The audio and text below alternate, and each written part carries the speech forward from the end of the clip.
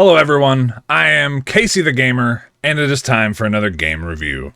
Today we're taking a look at another favorite of mine, Suda 51's crazy stylish, anime as hell, hack and slash adventure, Killer is Dead. It's gonna be a doozy.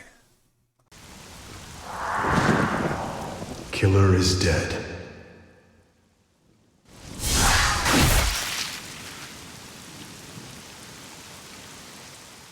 Killer is Dead was released for the PlayStation 3 and Xbox 360 in August of 2013, and released on PC the following year. I was hyped for this game from the get-go. I honestly don't remember if I saw any trailers for it or not, I just knew I wanted it because it was a Suda 51 game. I had gotten into No More Heroes, Lollipop Chainsaw, and Shadows of the Damned, just to name a few, the previous years, and absolutely loved them, and knew I had to play this game too. I bought the collector's edition that came with the art book and the soundtrack, and I love it. I still own it as well. I really love this crazy, wacky game. Now let's take a closer look at Mondo Zappa's adventure in Killer is Dead. There are spoilers ahead for the story of this game. Mondo Zappa and his partner Mika are new employees at the Brian execution firm. Mondo takes on the role of executioner and Mika is his assistant.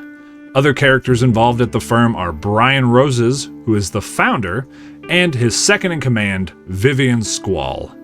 Mondo's job as executioner leads him into battle with all kinds of crazy creatures called wires, as well as people who have been transformed by dark matter from the moon. Most of the craziness in this game can be traced back to the dark side of the moon, where the dark matter resides.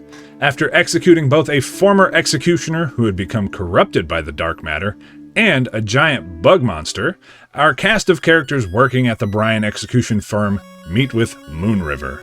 Moon River is from the dark side of the moon and places an execution contract on a man named David, who has apparently stolen the moon from her.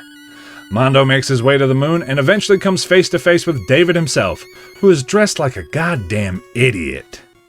Do you like my outfit? Quite fitting for a ruler. You seriously plan to conquer the world wearing that? You look like a male model in a cheap underwear ad. Mondo and David battle, and it seems like Mondo has the upper hand and is about to kill David when his left arm starts to hunger for the dark matter, causing him to collapse in pain and allowing David to escape. As Moon River currently has nowhere to stay, Mondo allows her to stay with him and Mika until her contract can be completed. After his first encounter with David, Mondo battles several more powerful wires and people corrupted by the dark matter. During this time, he is also plagued by nightmares orchestrated by a creature known as Dolly. During these nightmares, Mondo sees glimpses of his past that involved Moon River and David. As the battles in the real world continue, Mondo's left arm continues to absorb more dark matter from defeated enemies. Vivian contemplates killing him as it begins to overtake him more and more, but Mondo manages to keep it under control. During a later mission, Brian is almost killed by Mika, who it turns out has been having nightmares like Mondo and is being messed with by Dolly. Mika sets up her own contract to have her nightmares executed. Both Mondo and Mika take an experimental pill that sends them into the dream world together. During this trip into the dream world, we discover that David was once an executioner for Brian, and that he had saved Mika from a kidnapping. Mondo fights with Dolly one final time. He kills her and regains his memories, learning that he and David are brothers. Mondo puts a contract out on David himself. Before that can be put into action, David appears in front of Mondo, and the two have a conversation. David wants to know Moon River's location so he can kill her and make Mondo ruler of the moon while he takes over the earth. Mondo refuses and David heads back to the moon. Mondo goes after him and the two have their final showdown. The first part of their battle goes like their first fight, until both Mondo and David use the dark matter to transform. Mondo and David fight in their transformed states, getting thrown all over the place before they land in a highly concentrated area of dark matter. The two revert to their normal forms, except now David is wearing his old executioner outfit. Thankfully. The final part of their duel begins.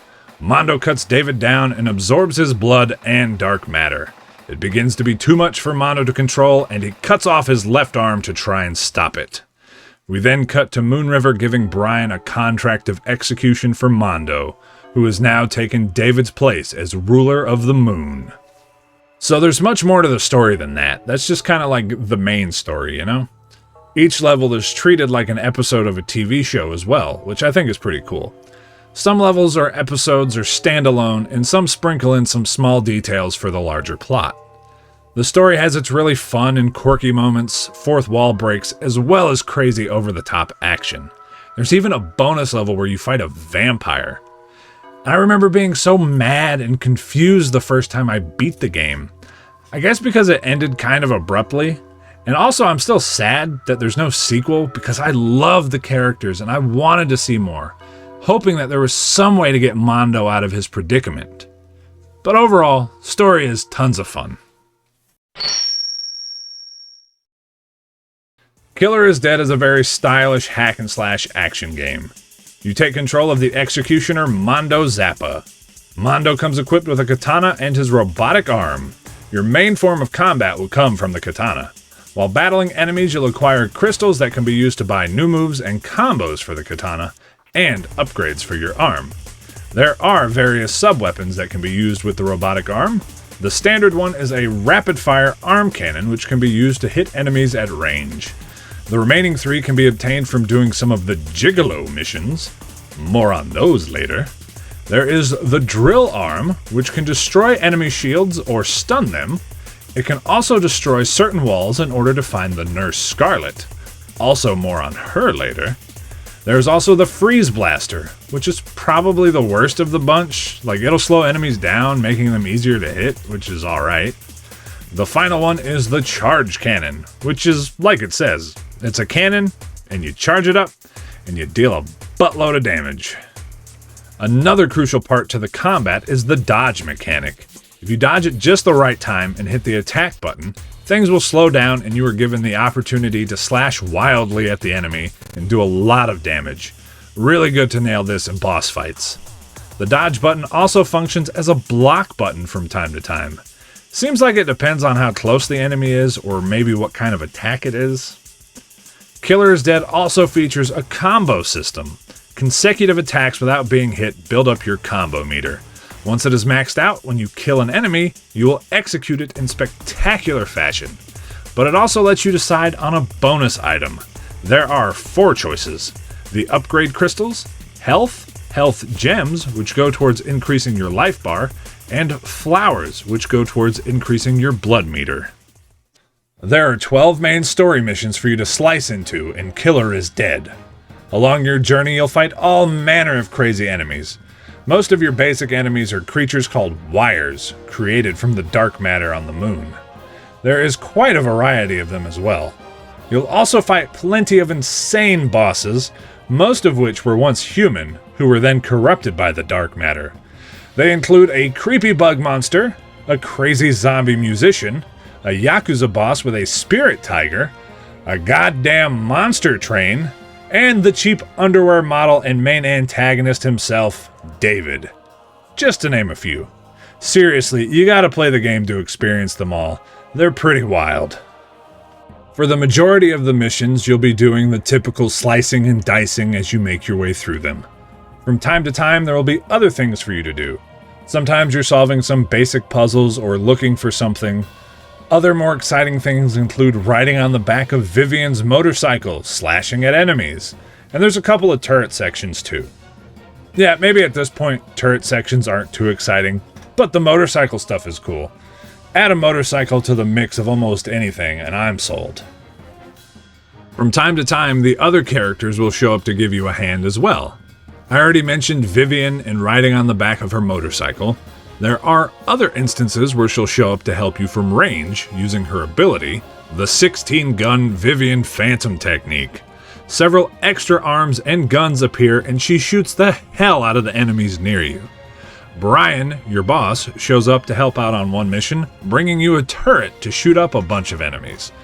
And then we get to Mika, who is probably the most helpful. There is an item called a Mika ticket. It's basically a continue or an extra life. If you die during the mission and you have a Mika ticket, use it and she drops down out of the sky and lands on Mondo. She'll beat his chest until he comes back to life. If you don't have any tickets, then you'll have to restart from the checkpoint instead.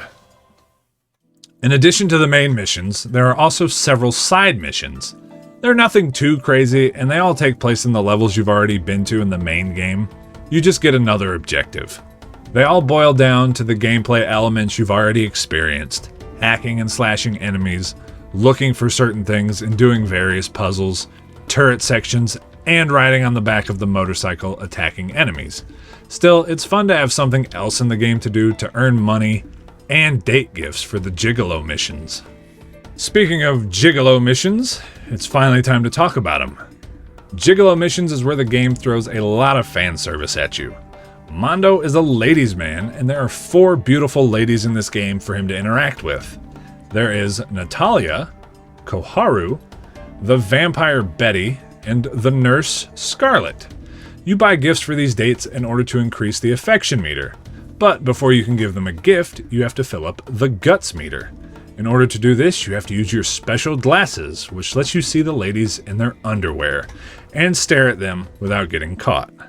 Once the guts meter is full, you can give them a gift. If they really like it, the affection meter will increase by a lot. But if the gift isn't quite their speed, it won't increase as much. Completing Natalia's Gigolo missions has the biggest benefit for you, as they will give you the drill and the charge cannon sub-weapons. Completing Koharu's first one grants you the freeze blaster. Completing Betty's Gigolo missions will reward you with some items that you can also buy in the shop. Successfully completing these missions implies that Mondo and said lady do the deed. They do get a bit more fan servicey the more missions you complete with each woman, but keep in mind, you can fail the missions if you get caught staring too many times.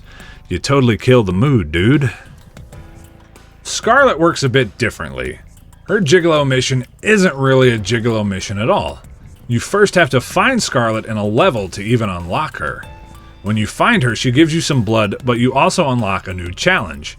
There are several of these challenges, including survival, katana challenges, target challenges, trick challenges, combo challenges, and weapon challenges. By completing these challenges, you earn points with Scarlet. Once you earn enough points, you can then take on Scarlet's challenge, which again leads to Mondo doing the deed.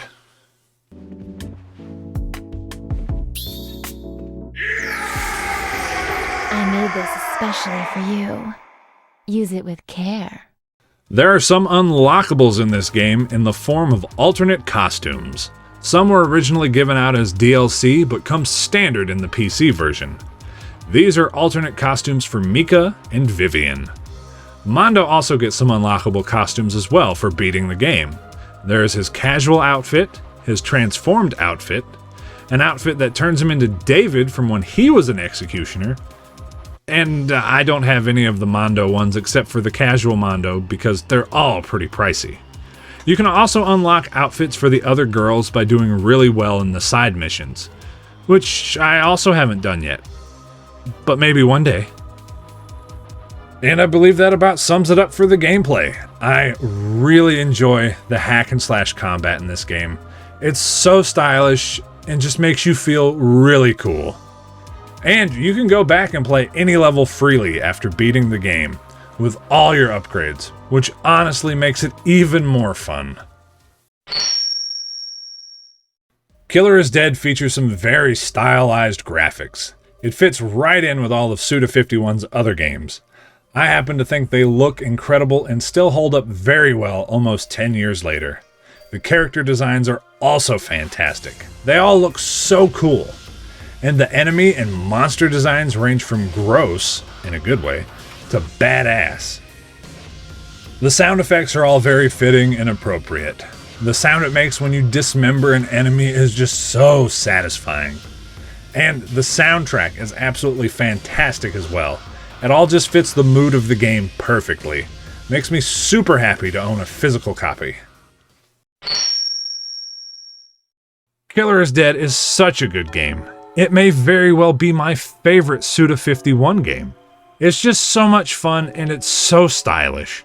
It can get pretty dark sometimes, but it isn't afraid to be quirky or drop a joke at the right time. I love the story and the characters in this game so much. I would love a sequel. I just want more of the characters and more of this world. With all of the over-the-top stylish action, the incredible characters, and the fourth wall breaks, and the humor, and a decent dose of fan service, this game has everything I want out of a Suda 51 hack and slash adventure. I definitely recommend playing it. It is so much fun. Thank you all so much for watching. I greatly appreciate it. Go ahead and like, comment, subscribe, and all that good stuff. And if you want to see more of me, you can catch me streaming all kinds of games over on my Twitch channel, which is twitch.tv/CaseyTheGamer91. And you can find the link for that down in the description below. I hope you all have a wonderful day, and I hope to catch you next time. Peace out. The job? Killer is dead.